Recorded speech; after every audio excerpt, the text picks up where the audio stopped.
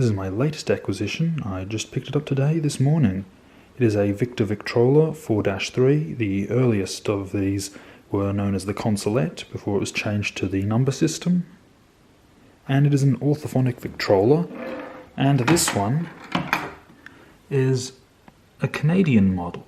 As you can see, it's Talking Machine of Canada Limited. And you also see that on the plate here. And it also has build date 1928. At least I think that's what, I'm guessing that's what it stands for. It might stand for something else, but if it is build date, that's quite handy. Yeah, it's a 4-3. But a very pretty machine. And I got it for a decent price. I suppose it is in not the best condition, but good luck finding another one here. And it was, yeah, $68, which I suppose I'll convert that to Canadian dollars, because that's who this will appeal to most. $60 Canadian. But yeah, as to how it got here, it was actually brought here by the previous owner, who was in Canada. And if I open this, well, you might notice, compared to the American one, the US version, this has got a more ornate cabinet. As you can see, it's got more trimmings all on it. And the grille is, again, a little bit more ornate. In my opinion, looks much nicer. So yeah. It's missing a few bits on the feet. I've got one of them, but the others I'll have to either remake it or live with it. It's also missing its sort of needle disposal pot. Yeah, and the brake doesn't really do anything at all. Its leather just is worn down, so I might have to replace that or just stick a piece of felt on it. But it is a very pretty unit. I might play a little bit of a record on it. The sound box needs to be rebuilt, I think, because it does not sound very good, or at least, yeah, repaired, yeah, just serviced at least. Which is going to be fun because it's all pot metal. It isn't cracked or swelled, at least it doesn't look it, but I don't see any screws on how to open this. No, I don't see any screws to open this. It's got some slots. So I'll have to see if I can find out how you open those, but I'll be very careful because pot metal likes to shatter. And as the brake doesn't work, I'll have to wind it up a bit. I'll only play a bit. And I don't have any Victor records, so I'll just play a little bit of this one. No, I don't think this is an electrically recorded one. I don't really know that much about Victor. I'll just wind it up so get it spinning. Winding it left-handed, that's fun. I wonder if anyone ever made a left-handed gramophone. If no one has, I'll make one, just because I think it'd be quite funny. Maybe one day. I've got enough projects already. Anyway, it's spinning. It is quite loud, and again, doesn't sound very good because I think it definitely needs some work.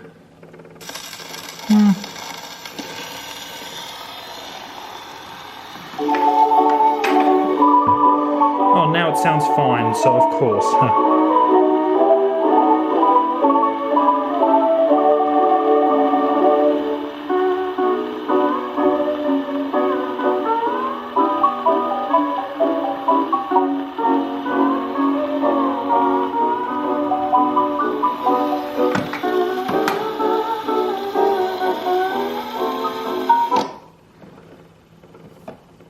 Again, brake doesn't do anything, so I just have to lift it off. Yeah.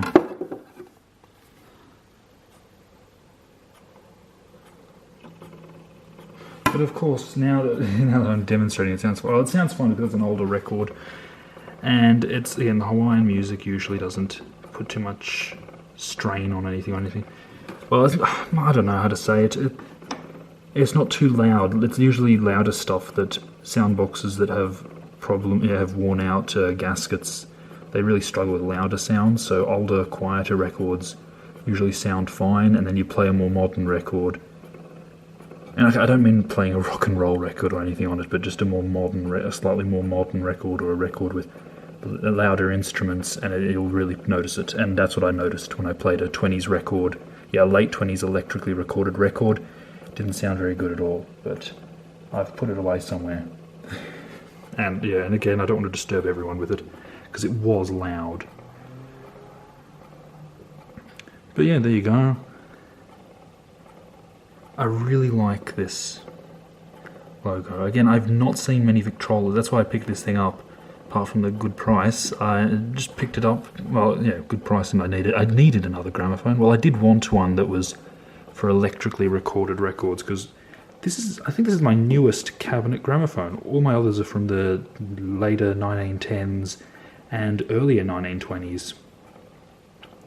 So yeah, they're not for electrically recorded records. Well, you can still play them on there. People would have at the time as well.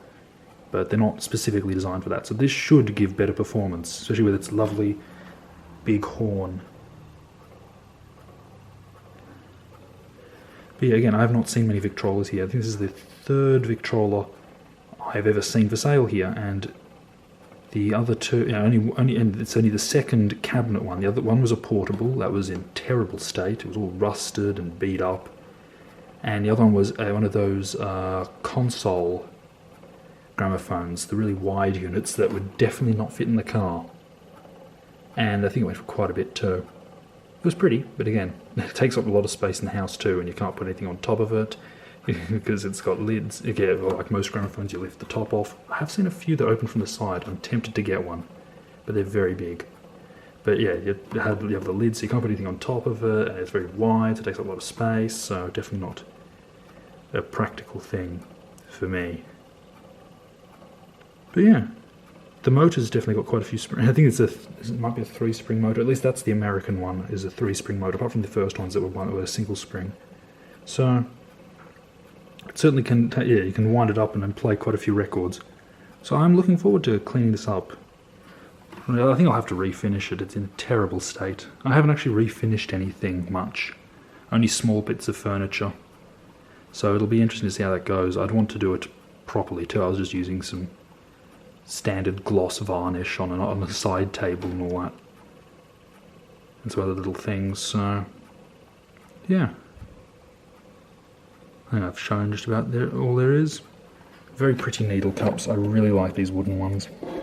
I'll see if I can find something to put in here. I'm not sure if I'm going to bother paying for an original proper Victor one, or if I can even find one here. Again, it's not a perfect condition thing.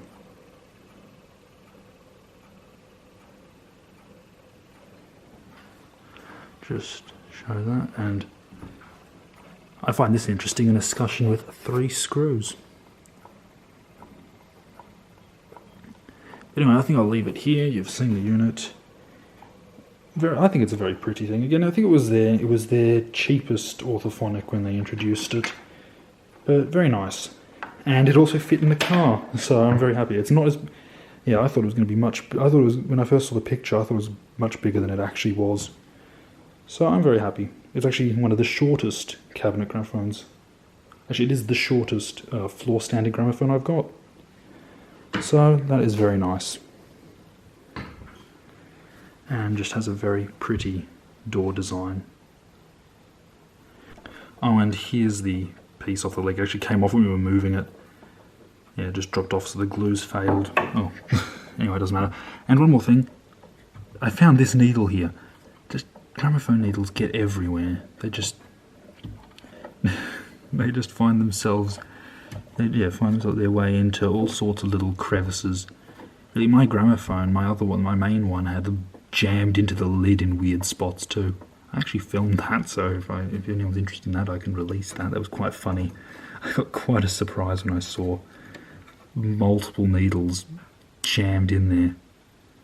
But yeah, they do get everywhere. Little steel spikes. And there's one more thing, as usual. If I can get this thing out. The previous owner made an interesting fix to the lid stay. Come on, focus. The original pin had fallen out, and he put a screw in, or at least a piece of a screw in there, and it does the job fine. He said if I wanted to, I could change it out to an original one, but it works fine. I'm not going to bother unless I come across one, and even if I do, I probably wouldn't bother, because I don't mind. And this is one of the few lid stays that I've got that so far seems to be quite reliable. For me, lid stays always just seem to fail. Maybe I'm just not good at using them, but this one, look at that. Each time it just does its job. We'll see how I'm going in a week. Usually it takes about a week for me to manage to mess up a lid stay. I don't know how I managed. I don't do anything to them, I just use them and suddenly I can't get them to stay anymore. But yeah, and you can really see the finish is bad here, so it's going to need to be redone. But I've got ones that are in a worse state, of course, and yeah, they're going to be prioritised. Maybe I can just fix this with a tablecloth, or just not care about it like I do with everything else. It also has a slotted speed adjuster. Now I thought the knob had just snapped off or something, but no, apparently this is a proper design for it. So that's interesting. Anyway, I'm really happy I picked this machine up, because last year I saw a beautiful Brunswick Seville, and I thought it would go for heaps of money because it was in good condition, all working and everything. Cosmetically it looked decent as well. Yeah, it went for $100, which isn't that much. Yeah, so I really regret missing out on that, so I'm glad I picked this one up. Because again, they're both designed for electrically recorded records and all that, which is very nice to have. And now that I think about it, it probably would have been about the same size. I thought it was bigger too, same as the way I thought this one was bigger until I asked for measurements. But yeah, I really regretted missing out on that one, so hopefully I can make this one all nice and get it working properly. Because it really is a beautiful machine in my opinion. Anyway, I hope you found that interesting, and thanks for watching.